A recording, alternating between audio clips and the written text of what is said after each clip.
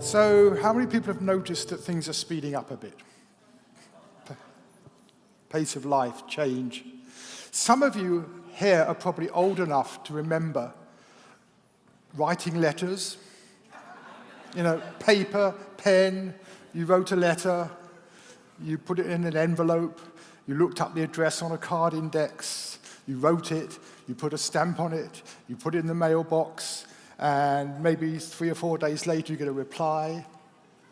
Now, you know, you email, send it off, and like, you haven't heard from them in half an hour, you start texting them, did you get my email? But it's not just there, it's like throughout life there's just more and more things to do, more and more things to take care of. We seem to be under more and more pressure to make decisions faster, and less time to do it all in. And we're all feeling this in our lives, but this is not just a 21st century phenomenon or even 20th century phenomena. It goes back all the way, this speeding up of the rate of development.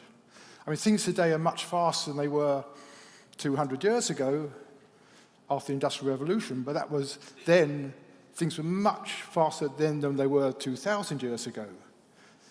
In fact, if you put, going back even further, you put the whole of the history of life on Earth into a one-year film. So the whole of the 4.5 billion years of Earth you make into one-year film.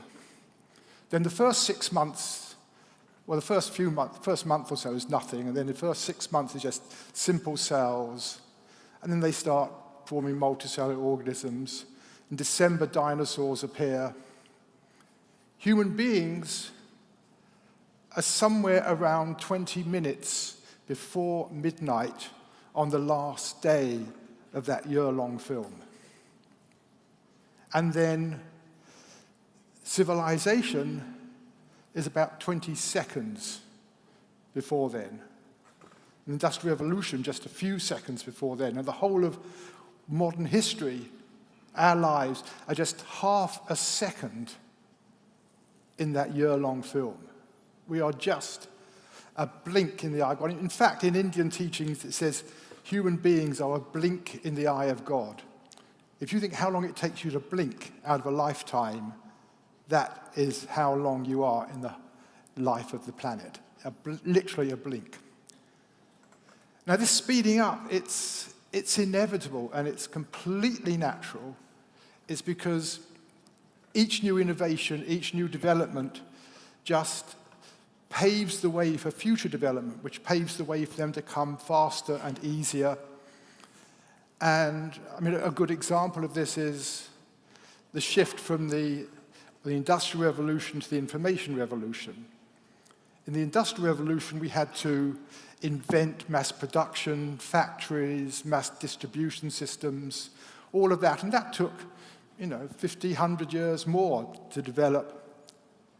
When we come to computers, Information Revolution, we didn't need to redevelop factories and mass distribution and all that. We just plugged computers into it. And so the whole computer revolution could happen that much faster. And now, as we're entering what I see as the intelligence age, we don't need to reinvent computers to do that. We just start using them in different ways.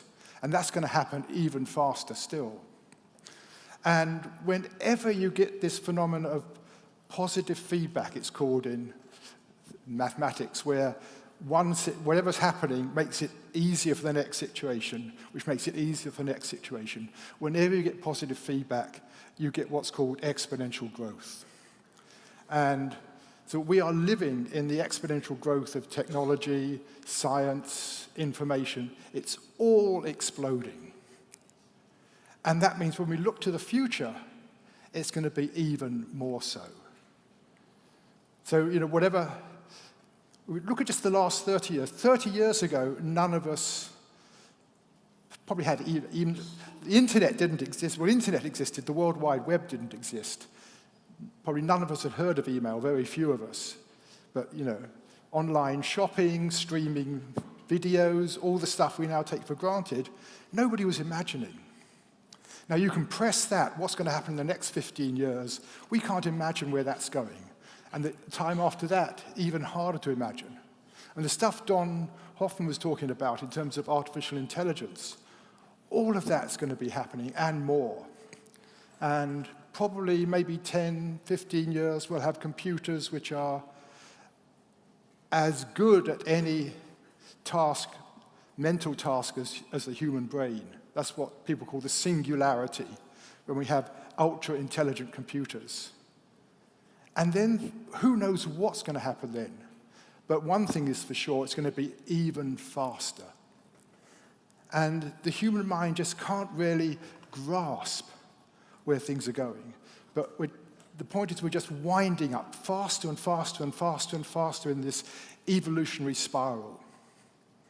And some of it is exciting, and some of it is very scary, where that technology is going.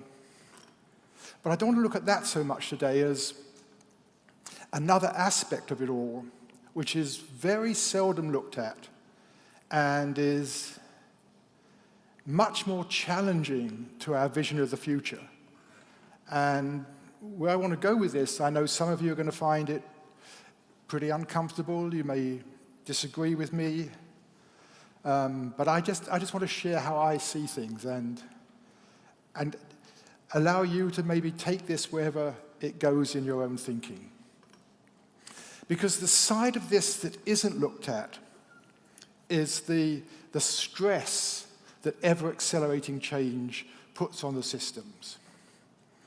Now, stress very generally can be defined as the failure to adapt to change. We see that in the individual. If we're not adapting to the changes that are coming, we get more stress with all the negative impacts, whether it's physiological, health, psychological. And many people are feeling that stress in their own lives in terms of just the acceleration. But the whole of the ecosystem, the planetary system, other species, they are also suffering the stress of this acceleration. And I say the acceleration is inevitable, but also I think the stress is inevitable, and that's the bit that we don't normally look at. And it's basically the planetary systems are failing to adapt to the change that humanity is creating. And we talked this morning a lot about climate change. It's in the air, not just here, but it's almost like the number one issue at the moment is climate change.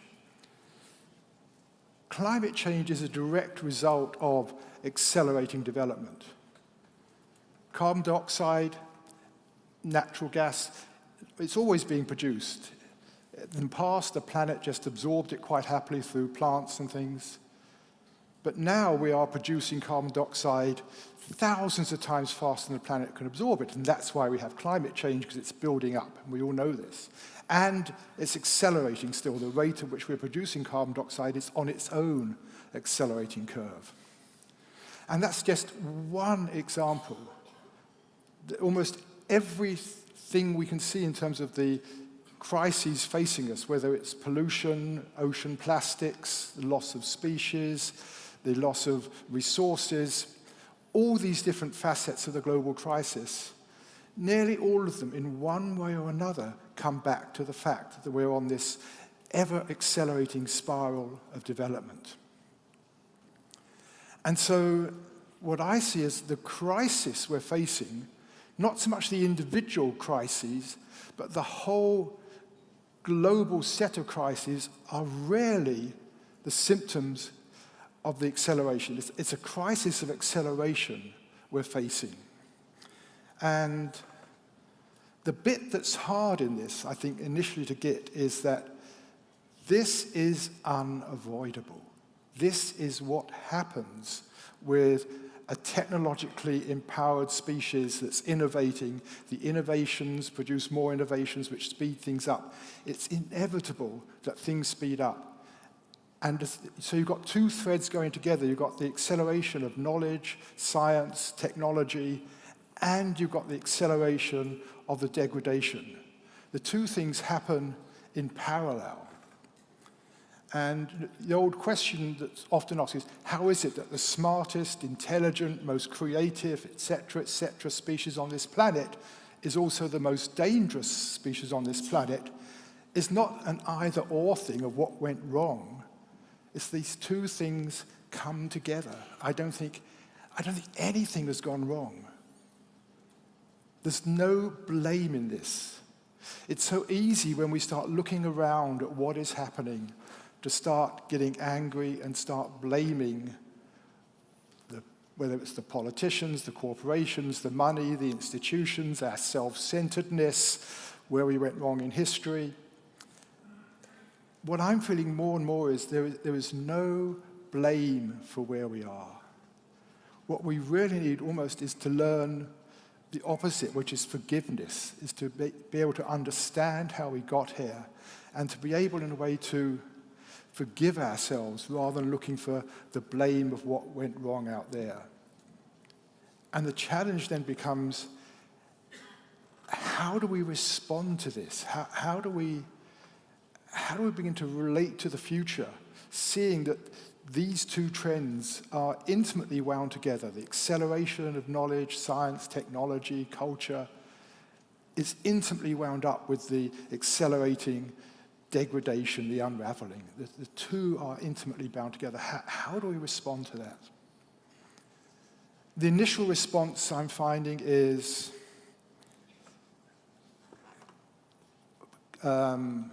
grieving.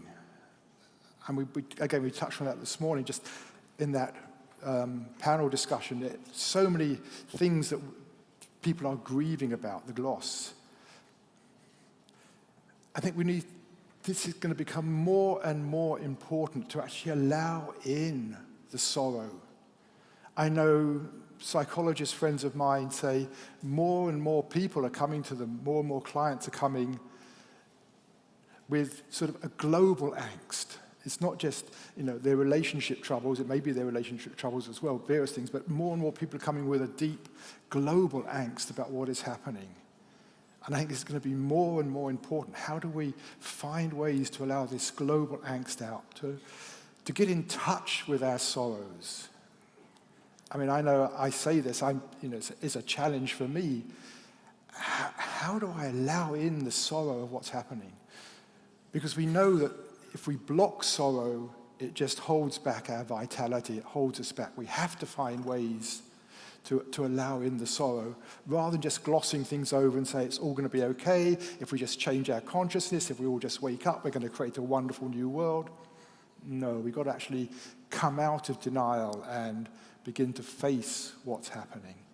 I think this is going to be really important. And in a way, coming to an acceptance, as we do in grieving, we ultimately come to an acceptance of how things are. We're grieving a lost person or something. It's like coming to an acceptance of this is what it's like to be a technologically empowered species as it spirals faster and faster and faster into this whirlpool, to come to some form of deep acceptance of this. And then the question is, how do we respond as individuals? How do we navigate this? And for me, trees are a wonderful example, or forests of trees. I spent a lot of my life living in the middle of a forest, in a cottage in England, in the middle of a forest. And I watched storms come through, and I noticed several things. Firstly, obviously, if a tree is going to withstand a storm, it needs to have strong roots. It needs to be grounded. It needs to have strong roots. It needs to be grounded. I think we need that. We need to be grounded in ourselves, because we've got a storm of change coming.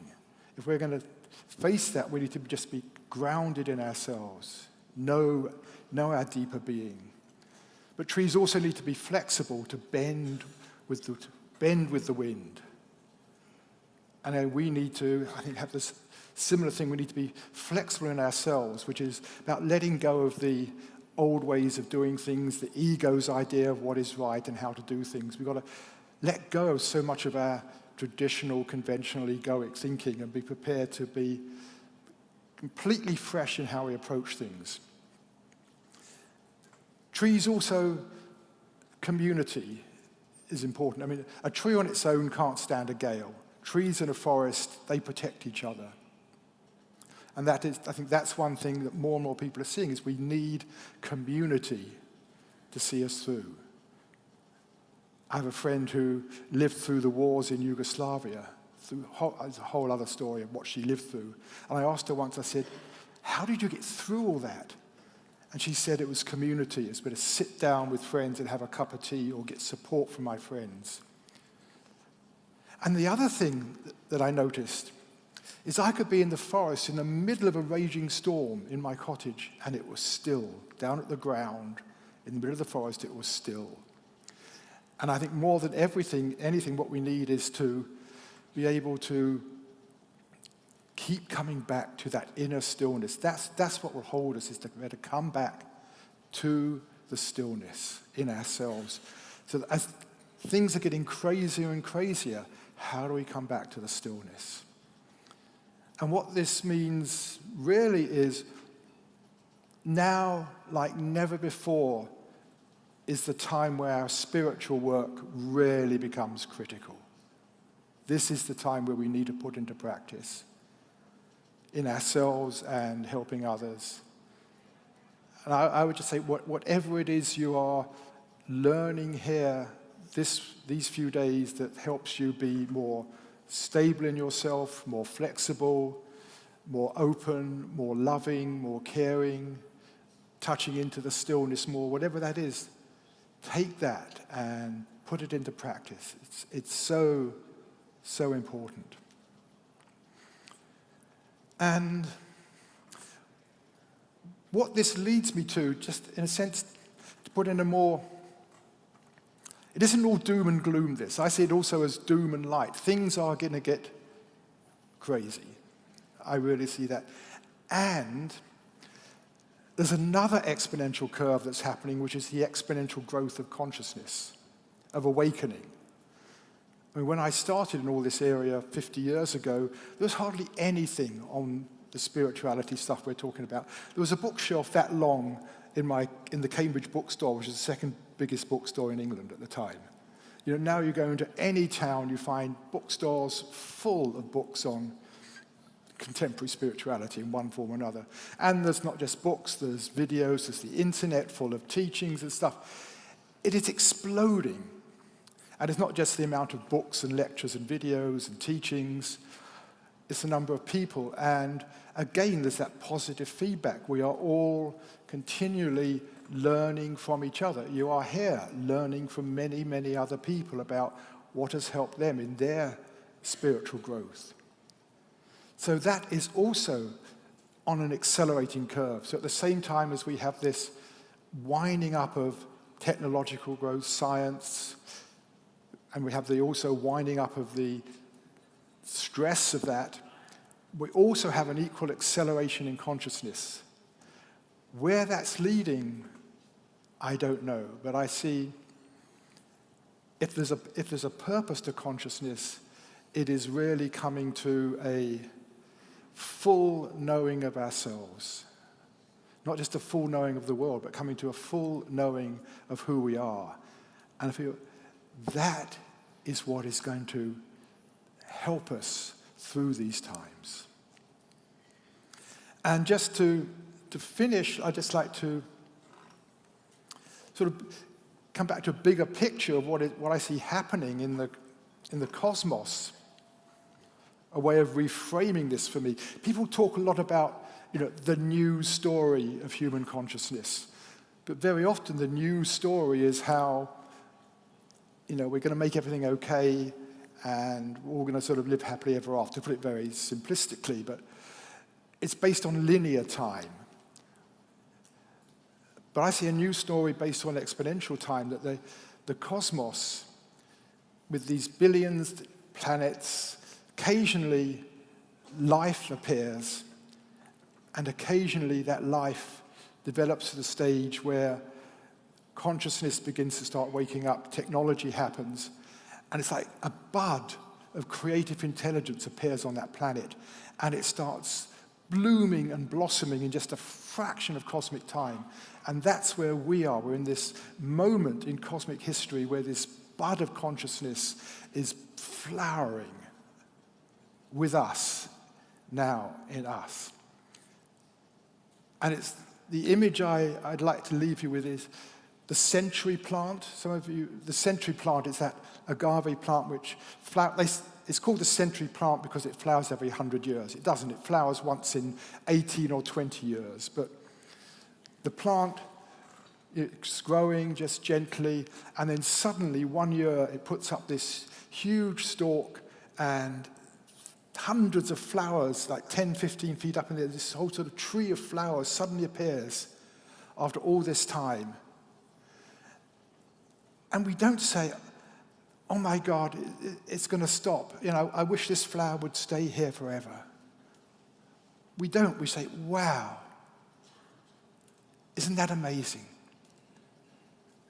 And what I feel for myself, it's time to say, it's not like, oh, I wish all this would go on for millions and millions of years. It's like, no, can we just rejoice and celebrate this incredible species, being that we are, and all that we are still capable of? Can we rejoice in being here and being alive at this time? Thank you.